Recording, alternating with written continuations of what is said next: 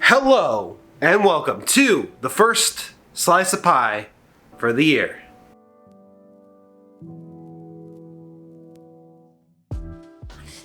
So, you probably noticed we haven't uploaded any videos in the last 3 weeks, and that's entirely because the holiday season kicked my ass. Like, between family, work, and that's pretty much it. It's just that family and work. I haven't really had time for anything.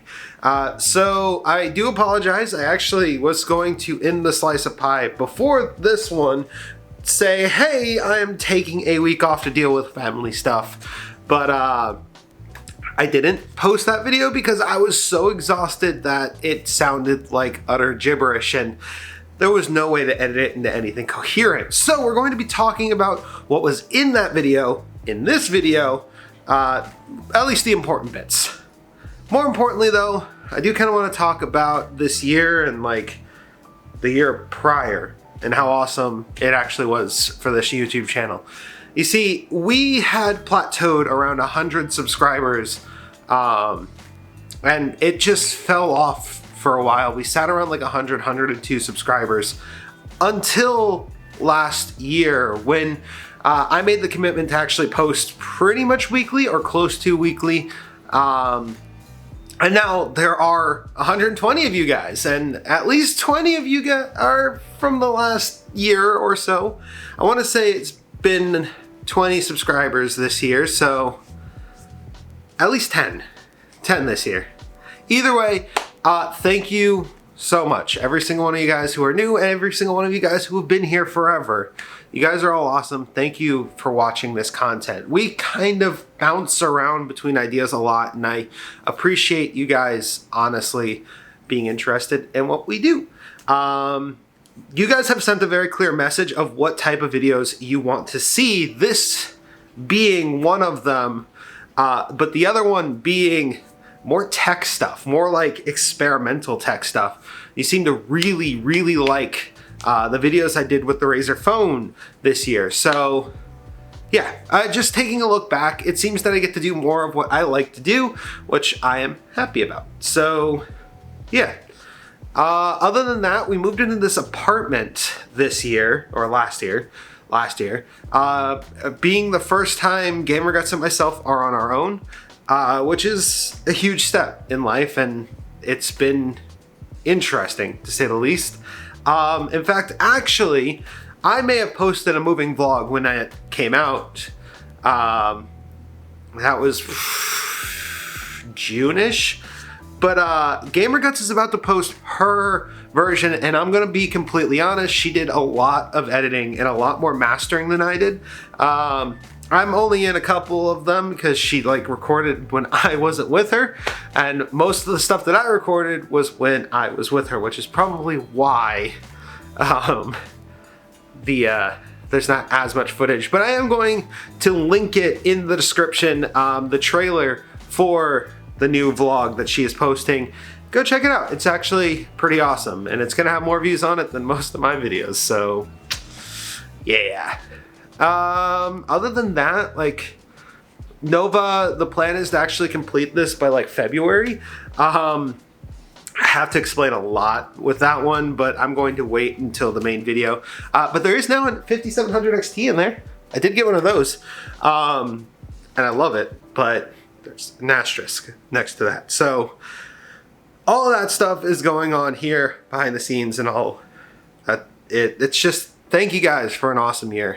You really kind of had made the year a bit brighter. So let's actually talk about some game and tech news, because oh boy. Before we went on break, the Xbox Series X was announced. Now, they announced this in this very weird cinematic trailer type format at the Game Awards, and more details have come out since. This, plus the weird design with the PlayStation, actually implies that the Navi chips inside these consoles are actually really hard to cool. This is actually a very believable thing, as currently I'm using a Navi GPU and a Ryzen GPU, and I know what it takes to cool them. Now, people have called this thing the Xbox Series X Corsair 1 Edition, and for good reason. that does look a lot like a small form factor compact PC. But I will give Microsoft credit. Having this design will allow them to have larger fans, and if they so choose to, they could possibly fit some sort of a liquid cooling setup in there to actually make this thing pretty compact. From what I can tell, it's no wider than a controller. Now, these were renders, so we don't necessarily know if that's going to be the case, but if it is, I actually think it's pretty smart.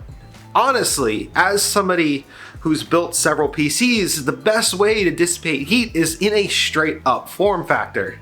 And honestly, Corsair 1 is an engineering feat in it of itself. So Xbox Series X, I'm a little excited. Now, some people did point out that it's going to be really hard to fit these things into like existing console setups, which not like the actual console, but like TV consoles. And they're right. This is not going to fit where most consoles would. But the Switch has kind of forced me to build part of my console setup above the bottom pieces. So, I mean, if you got a Switch set up already, you just put it behind the Switch. Bam, you're done. I do want to touch on the Game Awards. The Game Awards were, how to put it, lackluster is a good way. They weren't that good this year. They weren't good at introducing a bunch of new games, and they were definitely not good as an awards show. They like blew through awards so quickly, it was a little ridiculous, and it looked like they were trying so hard to give Death Stranding an award. It was nominated in categories that, honestly, I don't understand how it was nominated. And the one award that I did see it win was one that would only make sense to give to that game. And it was like best director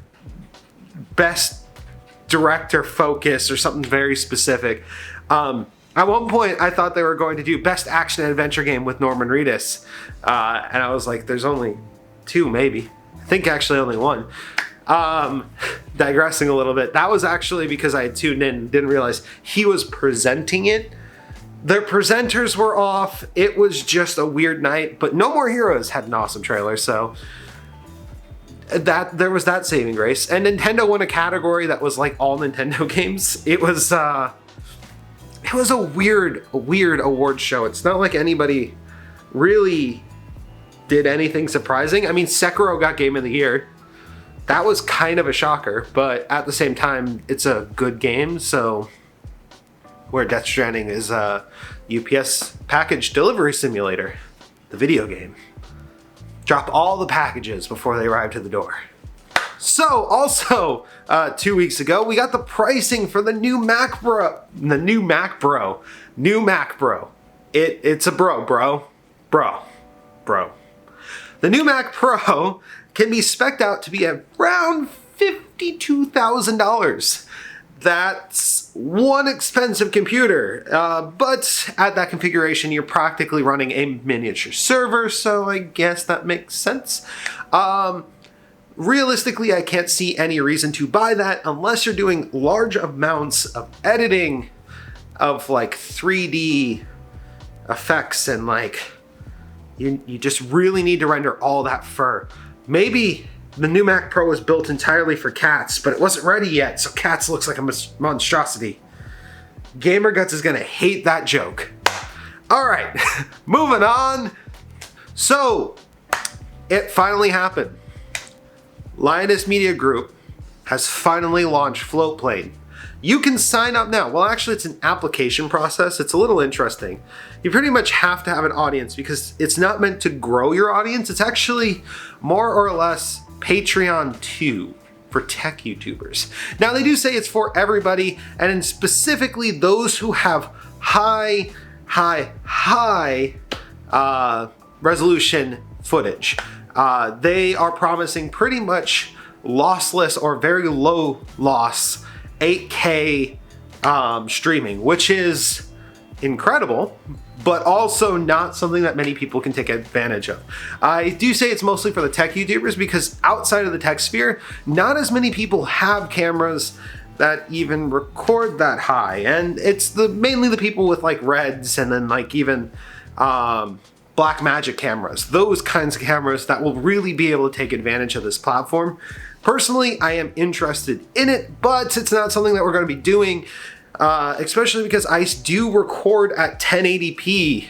And while my next camera will do 4K, YouTube currently does do 4K just fine. So that, and I don't really have the kind of audience I think that would go to Floatplane with me. So either way, it's cool that it finally happened and that we have competition in the space, but it's also kind of meh at the same time. We did get some interesting Intel rumors over the last few weeks. We got a leak showing Intel's new processor lineup.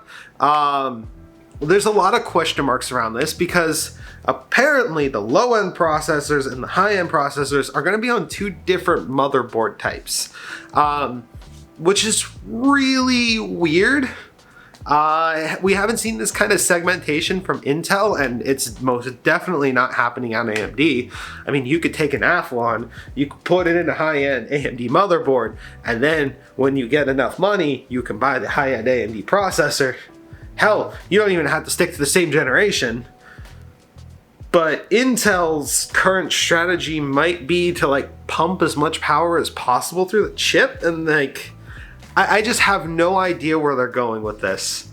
But there's a 10 core in there, which is actually kind of cool that they've got a 10 core that they're going to be bringing out. I think the big make or break moment is going to be if this is affordable. If the motherboards are segmented because one of them is like the dirt cheap budget option and the other one's the high end, then I could see it maybe working out. It's just weird. It's almost as if they're trying their best to fight AMD, but they weren't sure if it would work or not. It feels like a weird half step and almost like they are only partially doing something here. I don't know. It's a bizarre situation that we're in with them. Also, their GPUs is another situation where we got weird rumors. Supposedly, one of the leaked rumor chips is actually going to be as strong as their integrated graphics, which is, I can't see much of a reason for it. It's just a lot of questions. Now, Intel could come out of the gate and be like, hey, those were all misleading because we wanted to do all this stuff, but the way things have been going lately, I don't know if it's real or fake. Speaking of other weird rumors, the 5900 XT. I don't know how we got to the 5900, but supposedly that's also in the works. It's essentially a new Radeon card that's supposed to fight with the Titan and possibly be as expensive as one. I don't know how I feel about this because realistically, I bought in the $400 range because the Radeon RX 5700 XT in that range was like amazing. But like the $600 range is generally where I shop. I actually do shop kind of like, I bought a 1080 when it was new. That's my comfort zone, is like there. And lately Nvidia's been outside of my comfort zone by like $100. And AMD is like going higher too. It's like, why does nobody want to do like a 2080 competitor that's actually reasonably priced and not like $700 all the time? I did find that you could buy a 2080 refurbed for like $600, but I wasn't willing to do that because, yeah. So, I don't know what's going to happen. I mean, literally, we're going to have to do Slice of Pie next week because Computex. We're going to have to do an emergency version of this show because we're going to actually see all this product that's being rumored. So, yeah, that's kind of a thing. I guess we should probably end this video here. Thank you guys for watching. If you enjoyed watching this video, you can leave a like, comment, subscribe. I do this video type twice every month, But there might actually be 3 this month, entirely because we're going to be doing an extra one next week. So mainly to wrap up what has been announced at, I think it's Computex. I lost my train of thought. Thank you guys again. Wolfie, out.